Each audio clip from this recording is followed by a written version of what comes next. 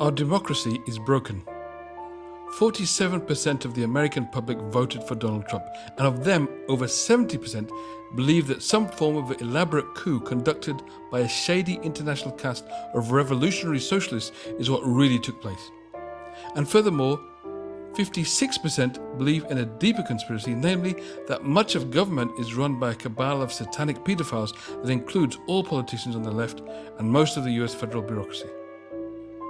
This is actually an almost exact mirror of pre-war Germany. In the years leading up to Hitler's rise to power and World War II, large numbers of people were convinced by a nearly identical conspiracy theory that was about the elite of society and government, who they believed encouraged pedophilia, kidnapping, and cannibalism of children. Sound familiar? See, what happened was that after years of increasing frustration and alienation with government and politics, that finally tipped over from disillusionment into overt delusion. And it's not just the US that's mirroring this process today. The exact same process is also going on across Western countries too. In the UK, for example, 1 in 4 people now believe in QAnon and related theories. We're going through the same stages that preceded the collapse of democracy last time. Disillusionment, followed by delusion, followed by the downfall of the democratic established order. Trump was just the first chapter, a dry run before a more competent generation of autocrats swoop in to deal the final blow to our increasingly teetering democratic systems. Remember, there were 106 US congressional representatives and 17 state attorney generals who took a petition to the Supreme Court to nullify tens of millions of votes in the 2020 election. Votes that most of them almost certainly knew were cast in a free and fair election. So the die has truly been cast, and the scene is set. Now, how did we get here? Inequality of income is important, but that rises and falls throughout history, and it doesn't inevitably or necessarily lead to autocracies.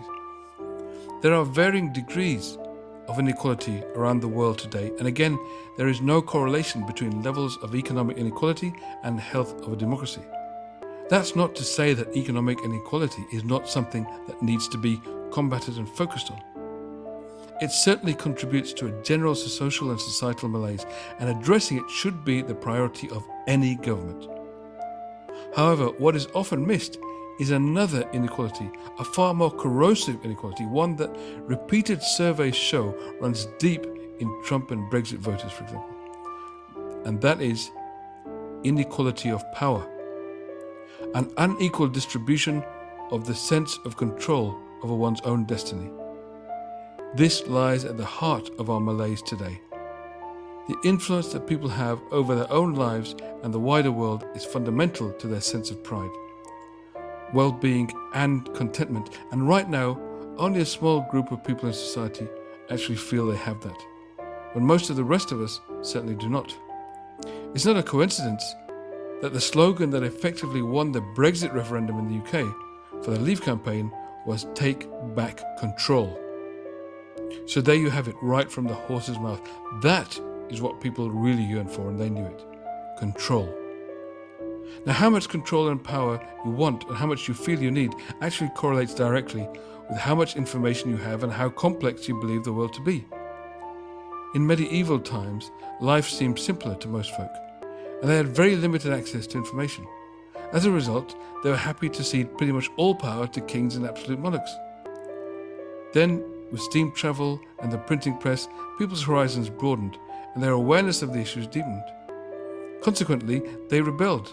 People no longer bought the idea that kings had a divine right to rule, so they overthrew them and demanded elected representatives to decide for them instead. This brought power a lot closer to home.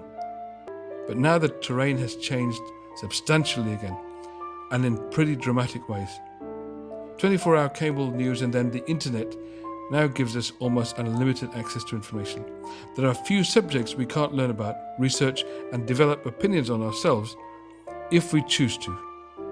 Effectively, therefore, much of the time, we know everything our representatives know, and in most cases, most of the time, most of us think we could do a better job.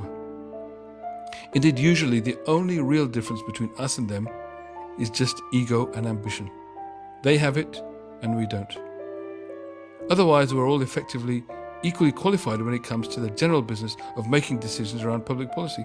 Of course, experts are essential, but they're not the ones who ultimately make the decisions. They advise, but it's the politicians in our current system who make all the decisions. And we all realize that they're no more equipped to do that than most of the rest of us. So we once believed that kings had a divine right to rule over us. Then we believed that a small number of elected politicians who we voted for once every few years had the right instead, and all power was given to them. Now this system is no longer tenable. Our current convulsions, from Brexit to Trump to QAnon conspiracies and the like, they're all symptoms of a broken democracy. A system that is no longer fit for purpose. And those convulsions will continue until the system is destroyed, and we will either lurch backwards to autocracy or move forwards to a new democracy, a renewed settlement between the governors and those who are governed. Now, our representative system of democracy certainly has some positive points. Its ability to handle crises, to make decisions quickly when needed, and negotiate between governments, those are all potential merits. But the original version of democracy, however, was in fact very different to this. When the ancient Greeks invented it, every single citizen shared power. They all came together regularly to a public forum, and there they would deliberate with each other on the issues of their time, till they reached a consensus between them and made decisions together. That's what they meant by decisions by the people, for the people. It was literally the case. And now today, of course, society is much larger and more complex, but examples of this kind of deliberative democracy are actually popping up again all over the world. People are increasingly realizing that this is the way they want democracy to work, something much closer to the way that it was originally conceived and practiced. Just this year, for example, the city of Barcelona in Spain decided to use deliberative democracy to decide the allocation of a substantial chunk of their annual budget. The process started with an open call to the public to come up with ideas and suggestions as to how to allocate tens of millions of euros. Next, they invited the public to come together in groups, both online and offline, to whittle down the suggestions to a smaller number of ideas and projects in a collaborative process involving dialogue and debate. Finally, the remaining suggestions will be voted on by all registered voters in the city. This way, they will have had the last say on how their taxes are spent, and they will have been deeply involved in the process every step of the way. Now, in early 2020, another example occurred when President Macron of France convened a citizens' convention. It was a specific convention on climate change. 150 citizens were randomly selected from across France in a way that ensured diversity of representation based on gender, age, social class, and geographic regions. The assembly was divided into 5 different working groups covering transport, food, consumption, work and housing. They will then meet for 7 weekends, and the proposals that emerge will then be put to a referendum to decide on incorporating the agreements into the Constitution. The city of Montreal, Canada, is another example, and they engaged in a similar process to Barcelona in 2020 as a way to decide on allocations of a proportion of their city budget too. In fact, there are now so many cities, regions and countries utilizing such deliberative processes that multiple online platforms have developed to support them. One such platform alone, known as Consul, has been used in 35 different countries and engaged over 90 million citizens within them to date. And that's just one of the many multiples of platforms that are being used today. In each of these experiences, people find that far better decisions can be made by tapping into a collective intelligence where all voices can be heard, rather than leaving it to a couple of dozen people in one room making every decision for everyone else. And once made collectively in this way, there is far better buy-in and support for those decisions. Just as importantly, it brings people together. In our current system, we actually don't do that. We all live in silos. All political discussion takes place in echo chambers where we share only with those we agree with. The first place where discordant voices come together is in Congress or Parliament. But because views are so polarized all the way up to that stage, there's very little room for maneuver by the elected representatives themselves. In a deliberative system, on the other hand, people of differing views and from differing backgrounds are brought together over and over again. Expert testimony is heard by all, and then decisions can be made together, collaboratively, based on the facts presented before them. Now, power is no longer exercised on behalf of the people in a system like that. Power is exercised by the people. In other words, it is shared by all. And that is how you really take back control. And this is how we avoid autocracy. You see, there is a genuine resentment out there today towards those who exercise power for us. The dangerous remedy is to bring in a dictator who swoops all the bums out in one go. But while that might be satisfying for many, it is, of course, ultimately wholly destructive.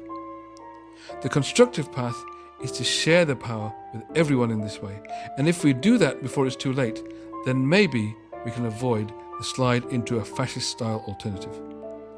What's more, this is perhaps the only way to avoid that other great threat to our nations and indeed to our entire species: climate change.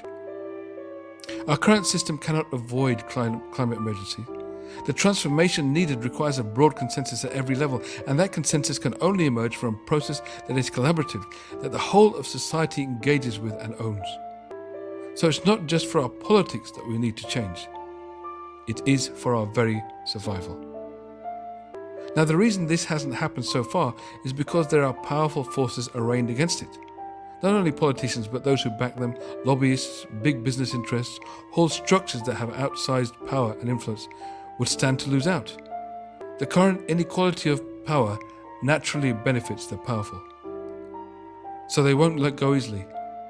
They want to keep us zoned out with things like junk food and reality TV, plugged into an endless diet of stimulation and distraction, all of which serves to tune us out of the flows of power so we can hardly notice the decisions being made for and about us.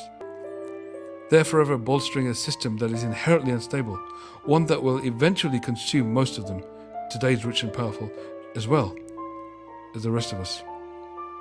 After all, an autocrat is no one's friend. But they still can't stop because they're addicted. So this won't be an easy ship to turn around. But there is actually one person who can do it. There is one person who really can turn it around. You. Yes, you.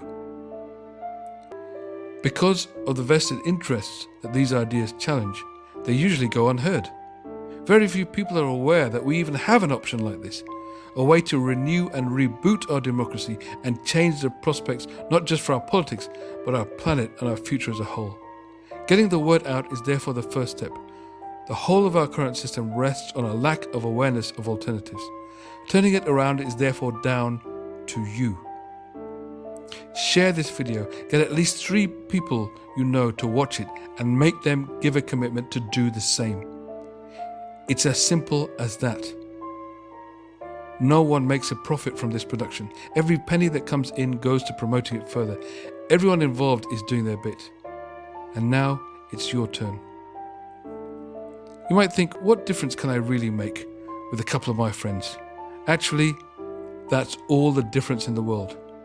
All you have to do is your bit, and like ripples in a lake, the rest will follow. Ignorance will be lifted, awareness will grow, possibilities will emerge, and in time a new dawn will arise. Alternatively, you may think, even though you believe in this future, I'll get round to it another time, and then move on. But if you do, very often life will get in the way.